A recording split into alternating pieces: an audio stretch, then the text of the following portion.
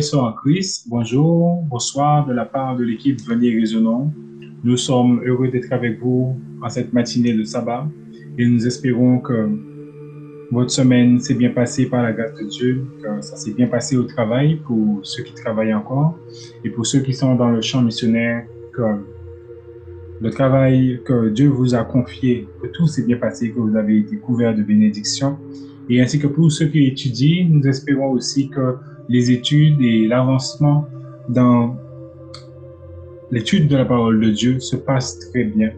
Et aujourd'hui, nous allons étudier un petit passage qui est un passage d'encouragement qui se retrouve dans 2 Timothée 2 et 7 premiers versets et que nous allons ou que j'ai intitulé Trois métiers, un seul point commun à tous. Et c'est ce que nous allons partager aujourd'hui autour étudier aujourd'hui autour de ce livre de 2 Timothée 2. Donc avant de commencer, nous allons faire une courte prière. Tendre Père, nous te remercions pour la vie que tu nous concèdes. Nous te remercions pour ta parole et nous te demandons ton Saint-Esprit afin de pouvoir être enseigné de l'Esprit Saint, de pouvoir nous diriger en toutes choses et que cette journée de sabbat puisse bien se passer. Ce sont les grâces que nous te demandons au nom de ton Fils Jésus-Christ. Amen. Le titre d'aujourd'hui, ce sera Trois métiers, un seul point commun. Donc, le livre de 2 Timothée, c'est un courrier que Paul, qui considère Timothée comme son fils, il va lui adresser un courrier afin de l'encourager dans sa mission qu'il lui envoie faire chez les païens, à savoir enseigner les païens. Et nous allons voir que Paul va lui parler d'une certaine façon, comme en parabole, mais afin de lui révéler certaines choses sur la vie chrétienne, il va l'encourager. Dans 2 Timothée 2, versets 1er à 2, Paul s'adresse à Timothée de cette façon. Toi donc, mon enfant, puise tes forces dans la grâce qui nous est accordée dans l'union avec Jésus-Christ et l'enseignement que tu as reçu de moi et que de nombreux témoins ont confirmé. Transmets-le à des personnes dignes de confiance qui seront capables à leur tour d'en instruire d'autres. Quoique ce courrier soit adressé à Timothée, mais c'est exactement les mêmes recommandations que nous avons, nous chrétiens, à expérimenter. De trouver des personnes qui soient dignes de confiance afin qu'ils soient capables d'en instruire d'autres. C'est ce que venez raisonnons. Nous nous efforçons de faire par la grâce de Dieu et Dieu merci que Dieu nous donne tout ce qu'il faut, le matériel nécessaire, et vous, mes chers amis, par vos prières et tout ce que vous nous permettez de faire, d'accomplir. Et quand nous lisons ce passage, nous voyons que Paul va citer ces 4 générations qui sont représentées, puisqu'il y a Paul qui considère Timothée comme son fils, donc 2 générations, qui demande à Timothée de retrouver d'autres personnes qui puissent être capables d'enseigner, 3e génération, capable d'enseigner à d'autres, 4e génération. Donc, nous voyons comment l'évangile va être propagé au fil des siècles jusqu'à nous, à ce jour. Comment l'évangile a traversé les siècles. Juste par cette instruction, nous savons que l'évangile a été transmis ainsi. Et dans 2 Timothée 2, versets 3 à 7, voici ce que Paul va dire à Timothée. Toi donc, endure les souffrances comme un bon soldat de Jésus-Christ. Aucun homme faisant la guerre ne s'embarrasse des affaires de la vie, afin de plaire à celui qui l'a enrôlé. Et si quelqu'un combat dans la liste, il n'est couronné que s'il a combattu suivant les règles. Il faut que le laboureur travaille avant de recueillir les fruits. Considère ce que je te dis et que le Seigneur te donne l'intelligence en toutes choses. Paul va prendre 3 métiers bien distincts pour enseigner Timothée quel sera le combat qu'il devra mener, quel sera, comment il va devoir se comporter durant sa vie d'évangile, sa vie d'évangélisation parmi les païens. Pourquoi a-t-il choisi ces trois corps de métier, ces trois métiers? Pourquoi le soldat? Pourquoi le soldat? Et qu'est-ce qu'un soldat? Dans le CNRTL en ligne, nous pouvons découvrir qu'est-ce qu'un soldat. Donc, vous allez lire seulement ce qui est écrit en jaune. Homme qui sert dans une armée comme mercenaire ou comme engagé volontaire au service d'un prince d'un État qui lui verse une solde. Homme de guerre sans grâce, deuxième ligne jaune. Homme de guerre sans grade ni commandement. Ça, c'est la définition pour un simple soldat. Ce qui est intéressant, c'est celui en bas. Homme qui sert dans une armée à quelque titre que ce soit obligatoire, civique, professionnel ou comme engagé volontaire, qui est équipé, instruit, formé par un État. Avez-vous été engagé par un État? Avez-vous été engagé par un prince? Avez-vous été engagé à servir une cause?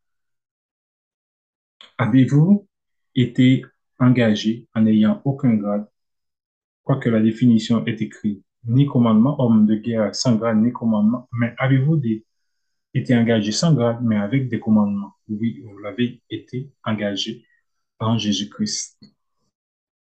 Et dans Matthieu 24, 26, versets 6 à 9, c'est là où nous pourrions nous poser la question, sommes-nous en guerre? Sommes-nous en guerre? Jésus-Christ va dévoiler à ses disciples ainsi qu'à nous-mêmes.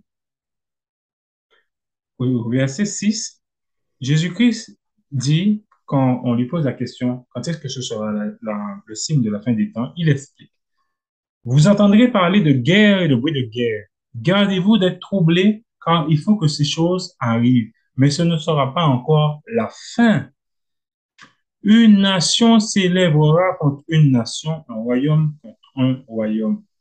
C'est la guerre, ça. Il y aura en divers lieux des famines et des tremblements de terre. C'est l'ennemi qui le cause. C'est aussi une guerre que l'ennemi mène. Tout cela ne sera que le commencement des douleurs.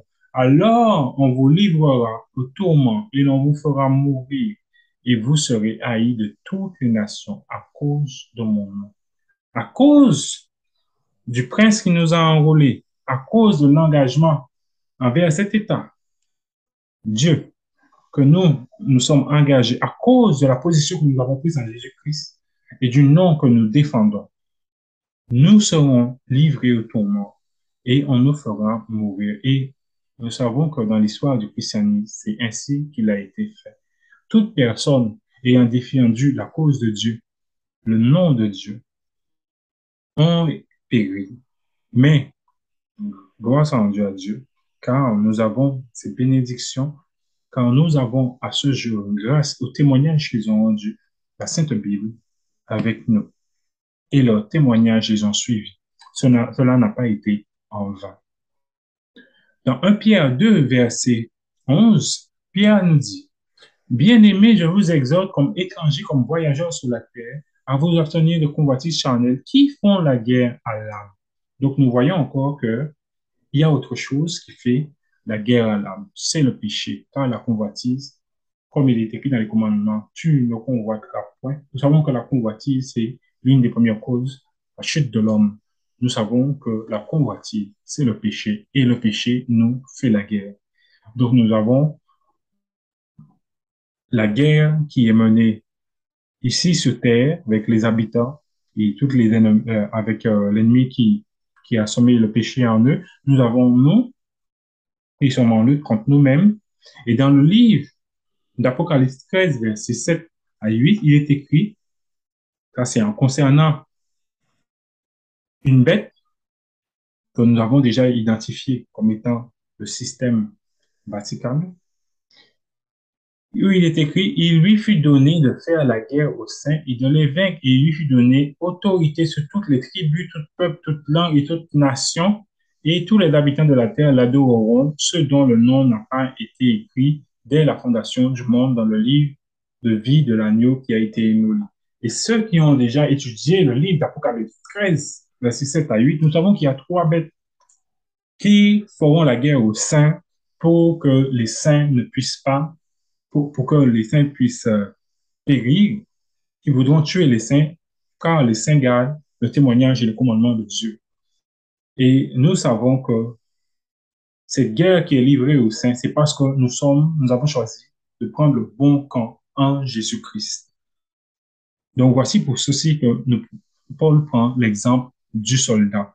Et de ce fait, nous ne devons pas nous occuper des affaires de cette terre. Car si nous nous occupons des affaires de cette terre et que nous convoitons les choses de cette terre, nous serons non pas du camp de Christ, mais nous serons du camp de l'ennemi et des oppresseurs. Nous pouvons aussi nous poser la question, pourquoi l'athlète? Pourquoi cette description de l'athlète? L'athlète qui suit les règles, comme le dit dans 2 Timothée 2. Qu'est-ce qu'un athlète?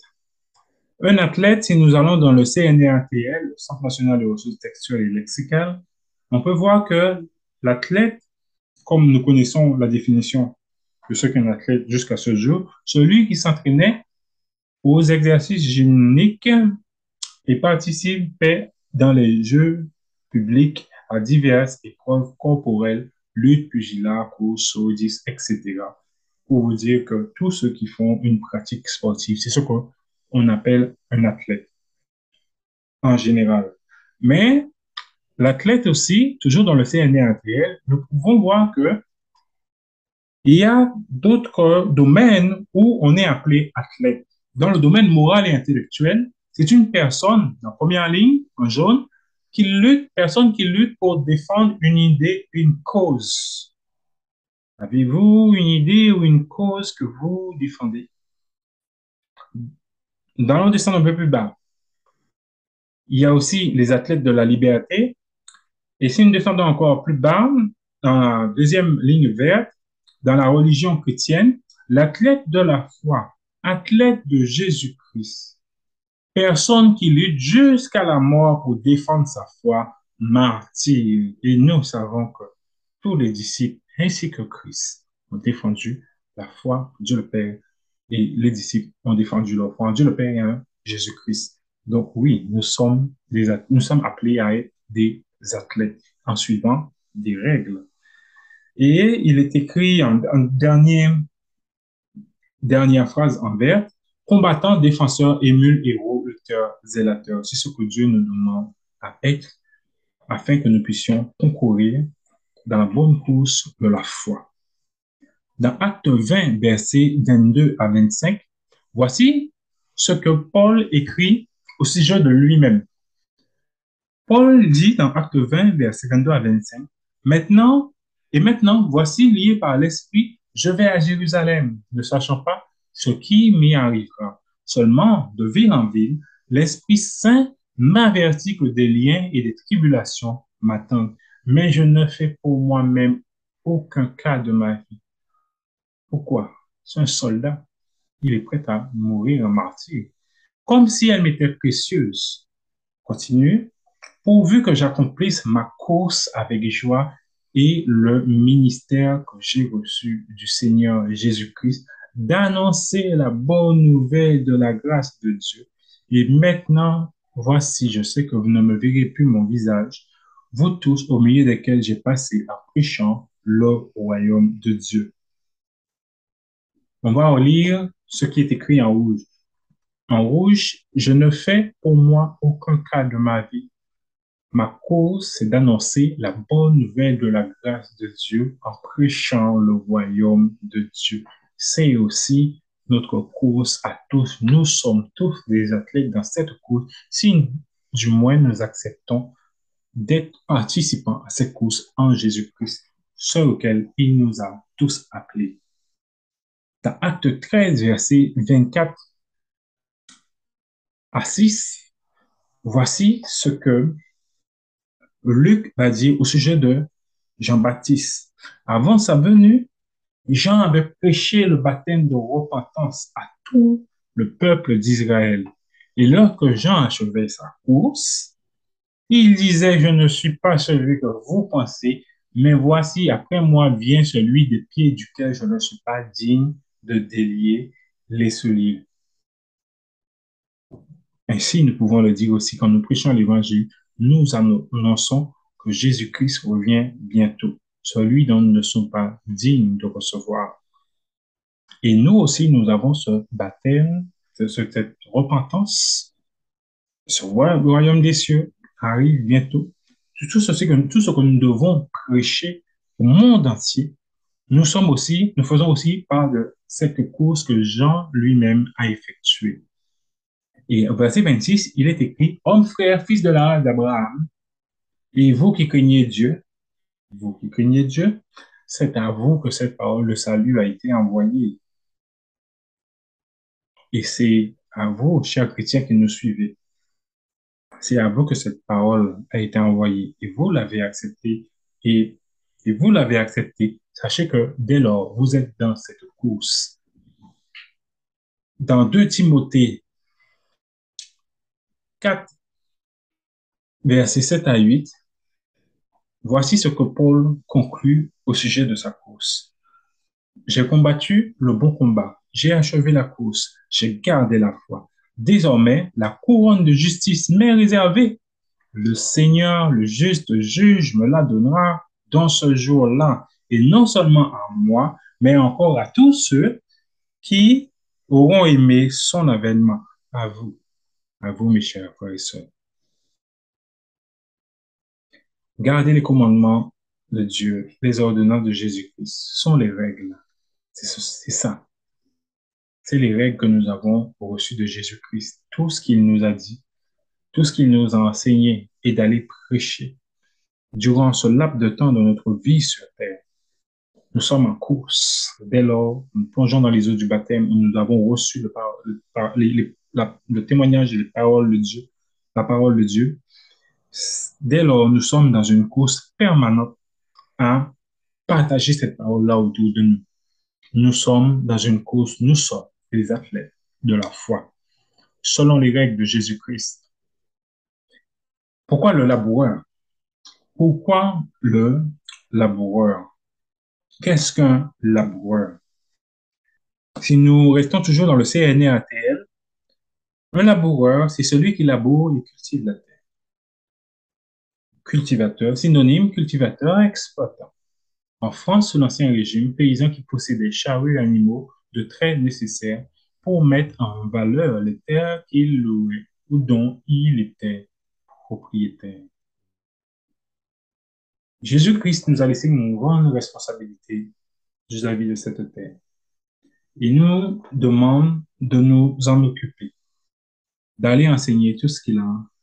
Il nous a enseigné qu'il le dit aux disciples, mais il le dit aussi à vous, parce que ce témoignage est arrivé jusqu'à vous. Et il nous envoie le propager sur cette terre. Et dans 2 Timothée 2, il explique qu'il faut que nous attendions la pluie. Et je sais que beaucoup de chrétiens attendent la pluie de l'arrière-saison, comme il y a eu la pluie de la première saison, mais nous devons préparer la terre à recevoir cette pluie. Nous sommes des laboureurs, car le laboureur, c'est celui qui laboure la terre. Je ne sais pas si vous avez déjà vu un laboureur labourer la terre. C'est un travail qui est très difficile. Très difficile. C'est votre potager en beaucoup plus grand. Ça nécessite énormément de temps. C'est un travail difficile. Et quelquefois, c'est seulement le propriétaire qui est laboureur de la terre. Mais si vous, vous acceptez de rentrer dans la mission du propriétaire d'un champ, vous en devenez aussi le garant. Et du coup, vous devez travailler autant que le propriétaire de la terre. Et Jésus-Christ nous a laissé dans le champ, comme il le dit, le champ, c'est le monde. Et vous devez apporter ce que vous avez reçu dans cette terre, afin que lorsqu'il puisse y avoir la pluie, que tout ce que vous avez semé, qu'on puisse en récolter du fruit. Dans Jacques 5, versets 7 à 8, il est écrit, « Oh donc, mes frères, attendez patiemment jusqu'à la venue du Seigneur. Voici, le laboureur attend le fruit précieux de la terre, patientant jusqu'à ce qu'il reçoive la pluie de la première et la dernière saison. Vous donc aussi attendez patiemment et affermissez vos cœurs car la venue du Seigneur est proche. Affermissez vos cœurs. Comment affermir le cœur du chrétien? Par la foi. Car lorsque nous semons quelque chose chez les autres, lorsque nous propageons la parole dans, dans le champ, nous ne savons pas encore quel effet la parole aura. Car lorsque nous arrivons chez des personnes qui ne connaissent pas la parole, nous savons que nous secouons spirituellement, pas secouer les gens physiquement, mais nous les secouons, nous agitons, nous les amenons à se réveiller, à prendre conscience de quelque chose. C'est soit la parole qu'ils reçoivent est bien accueillie, soit elle n'est pas accueillie. Et là, il faut secouer le pied et s'en aller. Et lorsque nous sommes appelés à aller dans le champ, nous attendons que la parole que nous avons propagée puisse avoir du fruit, mais cela ne dépend pas de nous, cela dépend du Saint-Esprit et de cette terre, de ces personnes qui reçoivent la parole de Dieu. C'est pour ça que dans Ésaïe 61, versets 4 à 5, étant donné que Isaïe avait déjà prophétisé que Israël allait rejeter Jésus-Christ, mais il avait déjà aussi prophétisé qu'il y en aurait d'autres qui prendraient le relais. Et il est écrit, ils rebâtiront ce qui a été dès longtemps désert. Ils rebâtiront les lieux qui auront été auparavant désolés. Et ils renouvelleront les villes désertes et les choses désolées d'Ajamage. Et l'étranger, ce qui nous importe, et les étrangers s'y tiendront et péteront vos brebis, et les enfants de l'étranger seront vos laboureurs et vos vignerons. C'est vous, dès lors, qui êtes les laboureurs. Israël ayant rejeté Jésus-Christ. Maintenant, c'est à ceux qui reçoivent la parole par la foi, qui sont maintenant appelés à donner la semence, le message, la parole de Dieu à ceux qui l'attendent dans le monde. Et dans Jacques 5, versets 9 à 10, Jacques nous dit, mes frères, ne vous plaignez point les uns des autres afin que vous ne soyez pas condamnés. Voilà, le juge se tient à la porte. Mes frères, prenez pour un exemple d'affliction, de patience des prophètes qui ont parlé au nom du Seigneur. Car nous savons que la patience est le fruit de l'esprit qui a été le plus consommé par les prophètes qui ont attendu, comme vous et moi, le royaume, le juge, Jésus-Christ et ses élus, le Dieu fort et puissant dans toute sa gloire. Et ils sont morts, ils ont concouru à la course, ils ont été de brillants soldats à défendre le maître, le chef de guerre Michel, Jésus-Christ, et ils ont labouré la terre, ils ont apporté tout ce qu'ils savaient de la connaissance de Dieu pour que le peuple puisse se repentir ou pour que le peuple puisse rester accroché à la parole de Dieu. De même, ils ont été très patients, même dans l'affliction. De même que lorsque nous irons dans le champ, nous aurons aussi à être très patients. Ce qui fait le point commun entre tous ces trois corps de métier, c'est que si on n'a pas la foi en ce que nous faisons, nous n'y arriverons pas.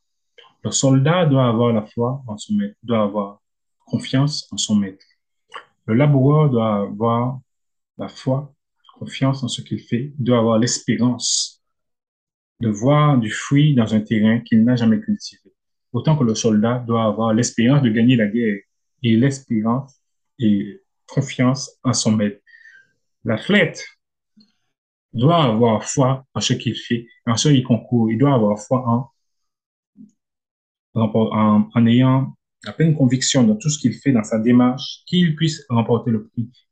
Car il court selon des règles, il doit être sûr qu'il peut rester fixé, le regard fixé sur ces règles et avoir espérer, puisque espérer, être sûr, tout athlète qui concourt doit être sûr de pouvoir remporter un prix.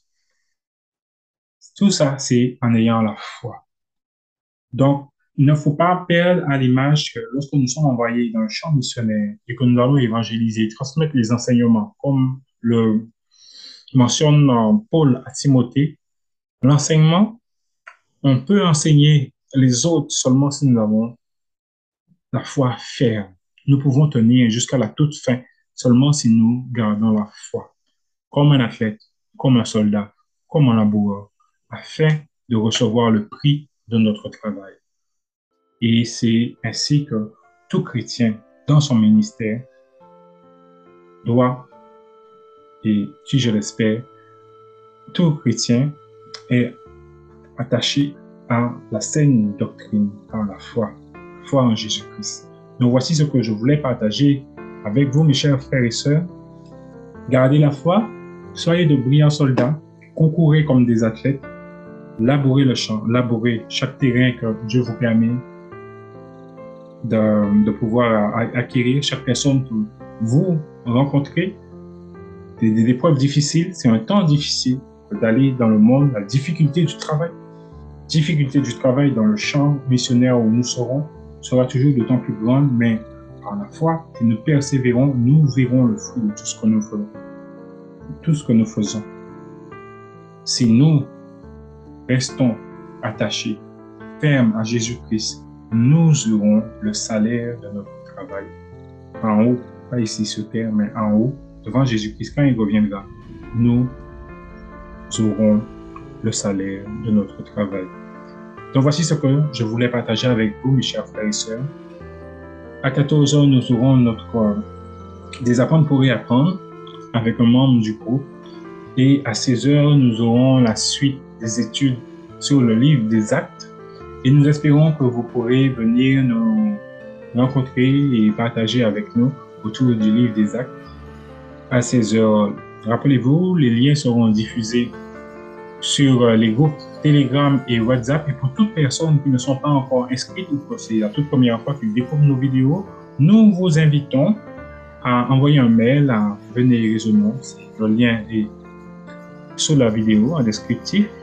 Et pour toute aide, si vous voulez contribuer à l'avancement de l'œuvre chez Venez Résonance, vous pouvez nous envoyer un mail à Venez Résonance et nous vous répondrons le plus rapidement possible. Que Dieu vous bénisse abondamment et soyez de brillants soldats, soyez de bons laboureurs et soyez de bons athlètes. Que Dieu vous bénisse. Passez une très bonne semaine en Jésus-Christ.